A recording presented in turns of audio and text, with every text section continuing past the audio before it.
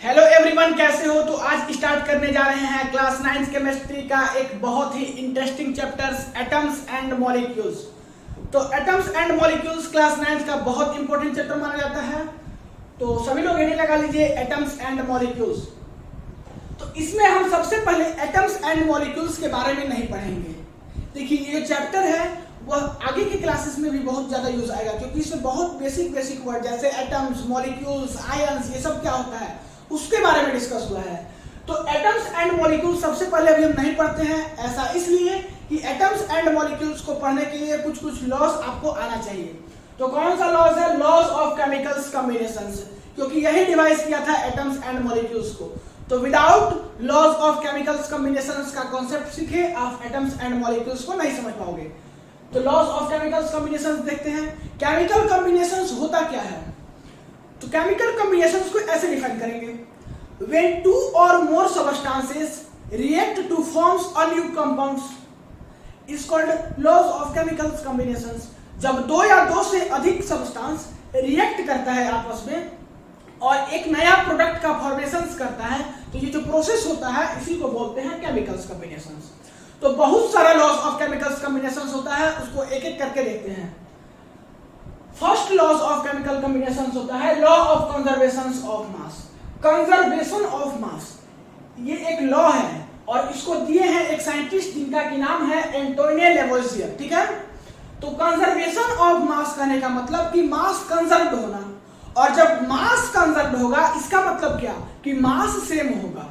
तो इसमें कहा क्या गया है वो देखिए, during any physical and chemical change the total mass of product is equals to the total mass of reactant। किसी भी प्रकार का फिजिकल या केमिकल चेंज होगा किसी भी कंपाउंड्स में, तो उसका जो टोटल मास ऑफ रिएक्टेंट होगा वो इक्वल होगा टोटल मास ऑफ प्रोडक्ट के। इसको कैसे समझते हैं एग्जांपल के बाद देखिए। बात करते हैं CaCO3। एक क्या है? ये कंपाउंड्स है। जब इसको हीट करते हैं तो ये ब्रेक होता है CaO और CO2। CaCO3 का क्या नाम होता है? Calcium carbonate. और CaO का क्या नाम होता है? Calcium oxide. उसी प्रकार से CO2 सभी लोग जानते होंगे कार्बन डाइऑक्साइड। तो ये ब्रेक होता है। तो जब ब्रेक होता है तो इस लॉ में कहा किया गया है कि जो ये मास होगा CaCO3 का रिएक्टेंट में वही मास होगा प्रोडक्ट में। मतलब ये दोनों का मास ऐड अप करोगे तो इतना ही मास के इक्वल आ जाएगा। मतलब mass of reactant is equals to mass of product. इधर वाले पार्ट को बोलते हैं रिएक्टेंट और इधर वाले पार्ट को बोलते हैं प्रोडक्ट। ठीक है, अब देखते हैं इस पे एक नॉर्मल क्वेश्चन जो कि आपको डेफिनेशन क्लियर कर देगा। हम बोले कि CaCO3 का अगर हम मास दे देंगे 10 ग्राम और इसको हीट कराएंगे तो ये ब्रेक होगा CaO और CO2 में। CaO का मास भी अगर हम गिवन दे दे 4.4 ग्राम और पूछे कि CO2 का मास कितना होगा, तो क्या आप बता पाओगे? तो यही कॉन्सेप्ट लगाना है कि mass of reactant is equals to mass of product. तुरंत पता चल जाएगा। देखिए कैसे, कुछ नहीं है, mass of reactant is equals to mass of product. तो मास ऑफ रिएक्टेंट 10 ग्राम दिया हुआ है, mass of product 4.4 gram plus इसको x मान लीजिए क्योंकि इसका फाइंड करना है।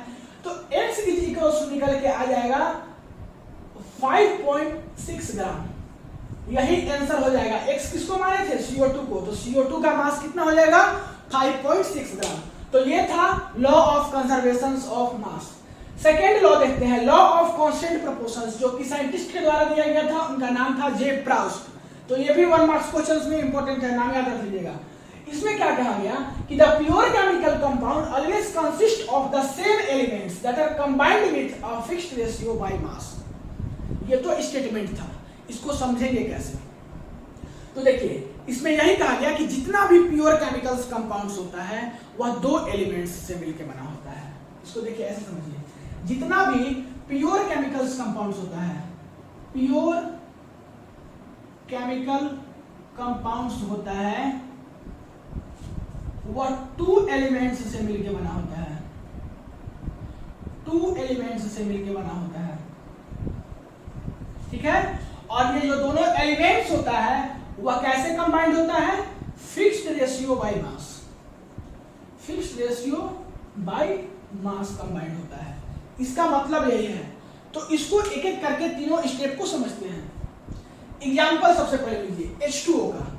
H2O जो है वह क्या है, प्योर केमिकल कंपाउंड है। H2O क्या है, प्योर केमिकल कंपाउंड है। H2O जो है वह दो एलिमेंट्स से मिलकर बना हुआ है, एक H एलिमेंट और एक O एलिमेंट से।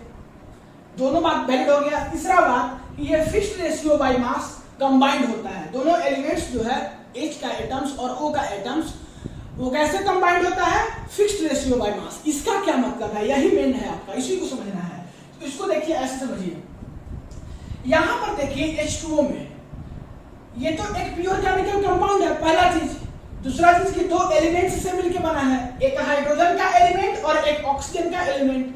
तो H2O में क्या देखने को मिल रहा है कि हाइड्रोजन का दो एटम है और ऑक्सीजन का एक एटम है। तो हाइड्रोजन का मास होता है 1 और ऑक्सीजन का मास होता है 16। तो यहां पर हाइड्रोजन का दो एटम है तो हाइड्रोजन का मास हो जाएगा 2 और ऑक्सीजन का एक एटम है तो इसका मास हो जाएगा 16।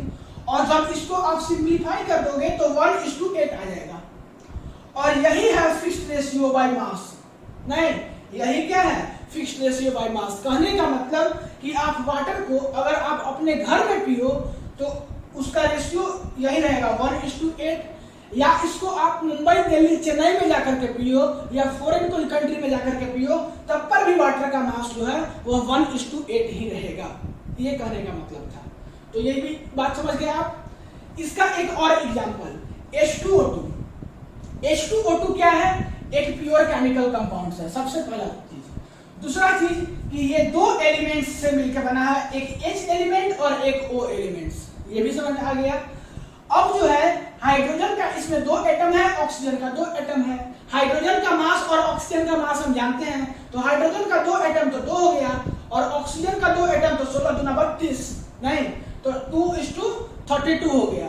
और जब इसको सिंपलेस्ट होल नंबर रेशियो को करेंगे, सिंपलीफाई करेंगे तो ये 1:16 आ जाएगा। और H2O2 का जो सिंपल होल नंबर रेशियो होगा वो 1:16 होगा, कहीं पर भी एनी कंडीशंस में। ठीक है, तो ये था लॉ ऑफ कांस्टेंट प्रोपोर्शंस, जो कि आपको समझ आ गया। तो ये वाला भी डालते हैं क्योंकि इसको समझना होगा। अब बात करते हैं किसका, लॉ ऑफ मल्टीपल प्रोपोर्शंस, जो कि आपका थर्ड है। तो लॉ ऑफ मल्टीपल प्रोपोर्शंस जो है वह जे डाल्टन के द्वारा दिया गया। ये भी नाम एक आपके लिए बहुत इंपॉर्टेंट है, याद कर लीजिएगा। इसमें क्या कहा गया, पढ़ते हैं। When two elements combined with each other to form more than two compounds, masses of one of the element that combined with a fixed mass of the others bears a simple whole number ratio to each other.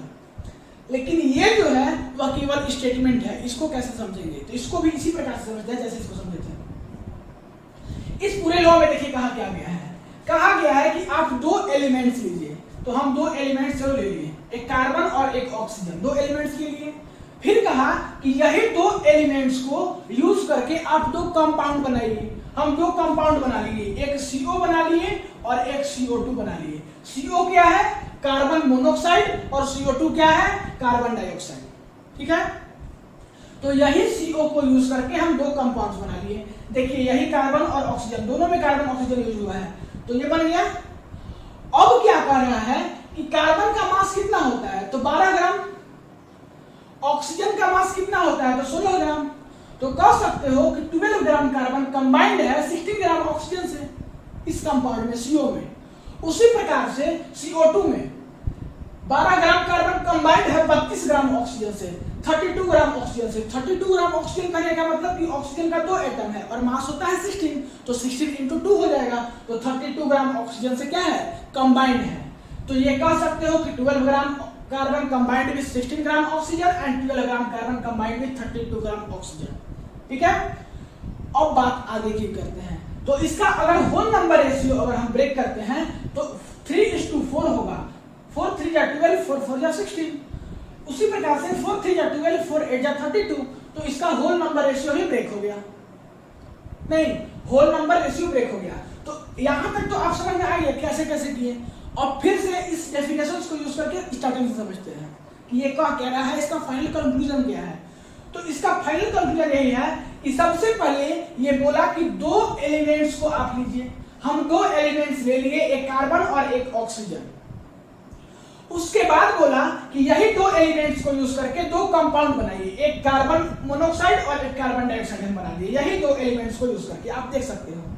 ठीक है, इसका ratio find किए by mass से, इसका मास से हम क्या किए कि रेशियो को फाइंड किए, तो इसका रेशियो आया 3:4 और यहां से आया 3:8। आगे क्या कहा है कि एक एलिमेंट का जो रेशियो होगा, एक एलिमेंट के मास का जो रेशियो होगा वह सेम होगा और दूसरे एलिमेंट के मास का जो रेशियो होगा वह simplest whole number ratio show करेगा। एक एलिमेंट के रेशियो का मास सेम होगा दोनों कंपाउंड में और एक एलिमेंट के रेशियो का मास दोनों कंपाउंड में जो है वह simplest whole number ratio show करेगा। तो यहां पर देखिए 3 सेम और यहां पर 4/2, तो क्या आ जाएगा 4/8, तो क्या आ जाएगा 1/2 और 1/2 क्या है, एक सिंपलेस्ट होल नंबर रेशियो है।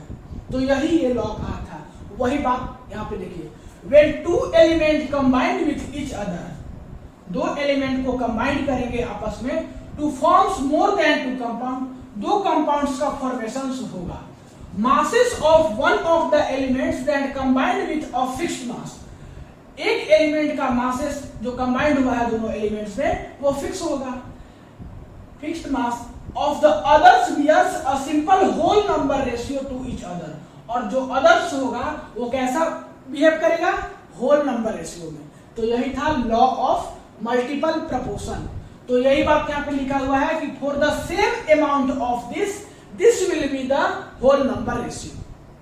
ठीक है, अच्छा केवल यही CO और CO2 वाला ही एग्जाम्पल नहीं है, इसका और एग्जाम्पल है। जैसे कि अगर हम बात करें कि जो दो एलिमेंट्स लेने के लिए हमको कह रहा है वो हम हाइड्रोजन और ऑक्सीजन भी ले सकते हैं, इससे बना सकते हैं H2O और H2O2, ये भी बना सकते हैं। तो यहाँ पर देखिए यहाँ पे क्या है कि यहाँ पे H2O है और H2O2 है, दोनों का रेशियो 2:16, एक का रेशियो होगा 2:16, सॉरी 1:8 होगा, इसको और ब्रेक करेंगे तो 1:8 होगा और एक का होगा 1:16। कहां से लाए, तो यहां से देखिए लाए हैं H2O और H2O2 का।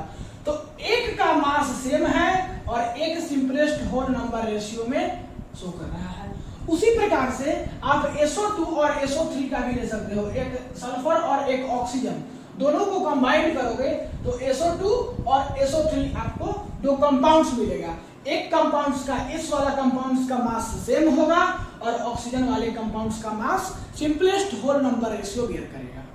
तो ये था आपका लॉज ऑफ मल्टीपल प्रपोर्शंस। उम्मीद है कि आपको अच्छे से समझ में आ गया होगा। तो पढ़ाई करते रहिए, मिलते हैं अगले क्लास में, तब तक के लिए गुड बाय।